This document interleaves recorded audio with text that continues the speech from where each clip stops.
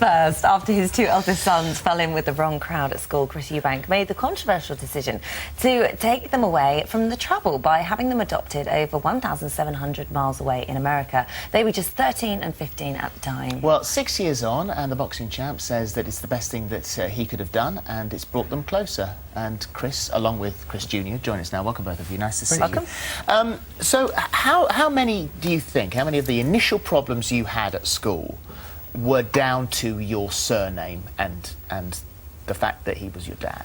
You know, growing up with the second name Eubank, obviously you're going to get kids trying to test you. You know, they want to put your name on there.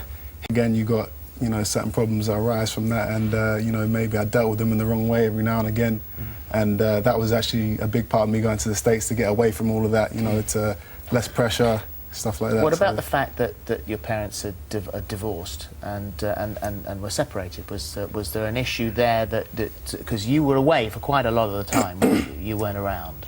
Well, I was around, only I wasn't in the house.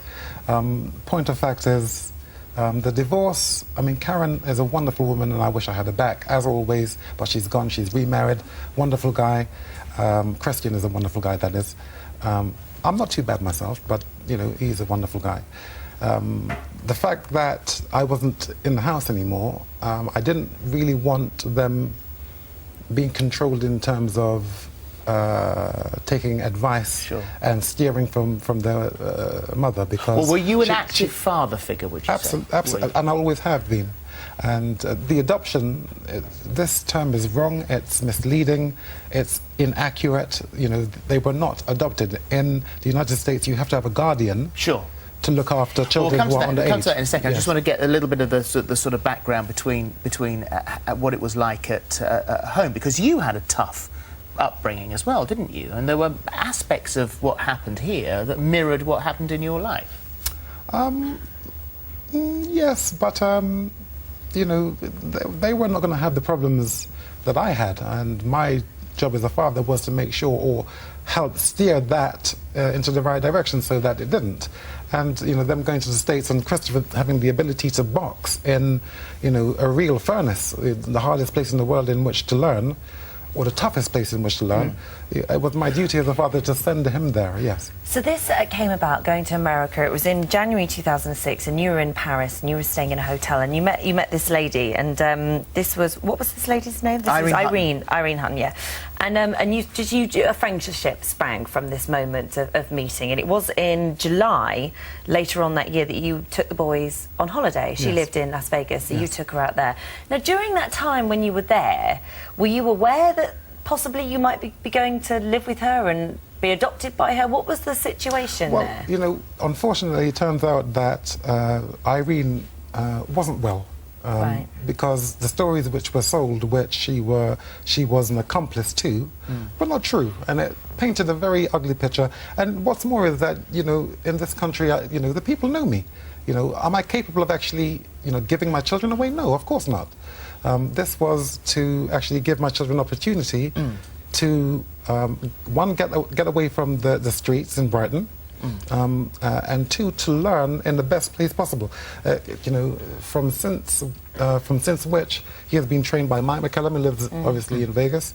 Floyd Mayweather Sr. has trained him in Vegas, and his career is now and I don't doubt that for a second. I mean, you were, as you said, you were thrown right into the pit. You wanted to box. You actually weren't particularly at the beginning happy with him. Not when he was 7 or 8 years old. 7 or 8 years old, but he's turned into a very good boxer.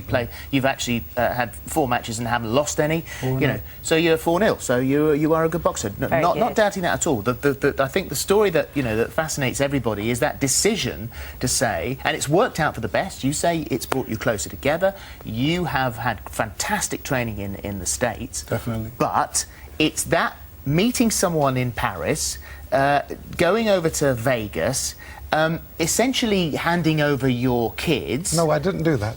I never handed over my children. Not at any point. Did you leave them behind, though? When they went to Irene, did you say, "There you go, Irene"? No. No. Okay. How did it work? Listen, I've always been in touch with my children. I would say, you know, every day we were in contact, either by email or by phone. So, you know, this idea that, you know, my children were just passed over to another person is ridiculous. It's fantastic. is spectacularly stupid. No, and I fully appreciate that, Chris. Obviously, but all I'm doing is asking what actually happened. So you met the lady in Paris. Yes. You took the kids to Vegas. This lady was How an was agent. the deal done? This lady was an agent. She said she like a celebrity agent. Okay. So she said what she would do is actually represent me in the States. And I said, well, that's not a bad thing. Did she have kids of her own? Yes. Yeah. And become my guardian. You know, Yes. obviously out there, I can't be alone at that age. Yes. So she was, you know, the person that was looking after me, and that's all. How much influence did she have over you both, and sort of looking after you, taking care of you as a guardian? You know, she was. You know, there was no problems there. We stayed in the house. You know, she would take us to the gym sometimes. Other times, I get the bus. I go to school there. You know, it was a decent relationship until, for some reason, things turned sour and these stories and allegations started coming about. And you know, but as far as I've known, and you know, as far as I was concerned, she was never my, you know, technical mother. She'd never adopted me. She was just a guardian. It was an arrangement. And you say, exactly. Chris, you say that actually going there was the best thing that could have happened to you. I mean, it worked. It sort of got you under control. You came back, your words, you came back a man, and you started this career which you've now gone on to do incredibly well in. So in hindsight, it's the right thing to do. It was the right thing to do. Definitely, to be out there away from the distractions, away from the pressures of having you know, to live up to my father's name in the amateur career, you know. Which is interesting you say that, because originally it was your father's name that was getting you into the trouble, and now it's sort of almost in honour of him, you use the same walk-on music, you ping into the ring, and you do those things that your father did. And yeah, that's true. But what people need to understand about that is that's not me trying to copy my father. That's not me, Of course trying to act like him. That's something that I do personally to, you know, in honour of him. Yeah, in a way. it's a tribute, and it's something that, you know, it gets me hyped up. It gets the crowd involved. It's all the show, you know, and that's a big part of boxing. People need to see other stuff apart from just fighting. It's a show. Do you worry about the dangers of boxing? I mean, your father originally was concerned about you going into that career because of, obviously, we know about what can happen when it goes wrong. And do you worry about that? You know, as a fighter, you can't worry about stuff like that. If you go into the ring every time worrying about getting hurt or getting knocked out, then you're going to fail as a fighter. You have to go in there 100% knowing you're going to do your job, you're going to win, you're going to come out on top. Yeah. And so I don't let anything like that faze me. You've actually you've been pretty outspoken about the world of boxing, haven't you? Outspoken, you know, but not against, for, and actually having people understand, you know, the intricacies of this and how difficult it is and how, I suppose, misused a lot of fighters are. You know, what I've taught my son is, okay, in short, is integrity. You know, and it's not really a matter of training; it's a matter of parenting. The fact is, you know, if you parent a child correctly, then the child will be able to do anything correctly. But the worry is, I mean, because he's in a foreign country, so he's in the States. He's with a legal guardian. He is, as you say, thrown into the bear pit in a sport that you say is not a reasonable business. You get damaged, you get disfigured, you get used. You're partaking in a tragic form of entertainment. I can hear the slurred speech of many ex-boxers. I certainly don't want to put my sons through that. Those were your words. And yes, my words. And at the same time, it is the most noble way in which to earn a living there is, and it's one of the most noble art forms. You know, so to talk about, you know, teaching and parenting integrity, truth. If you're honest, you can become a great. You know, if you're doing it for the money, if you're doing it for anything other than honor, you're not going to become anything in boxing. So, you know, now I am, you know, I'm proud of the fact that he's been able to step up onto this warrior stage. To do this, you have to, yes, have integrity. You have to live by reason. You have to understand and live by forgiveness. You have to have these tenets of true grit, of resolve, of conviction. All of these are the building blocks of what a young man should be. What about your brother? How does he feel the same sort of way? My brother, he's you know, just like all my family, he's got a lot of athletic ability, and he's actually trying out the boxing at the moment. I think he's going to be boxing in the Haringey Cup this weekend, which I actually won last year. So he's going to test it out and see how he does. You know. When's your next? My next fight is on the 7th of July on Channel 5, and feeling good?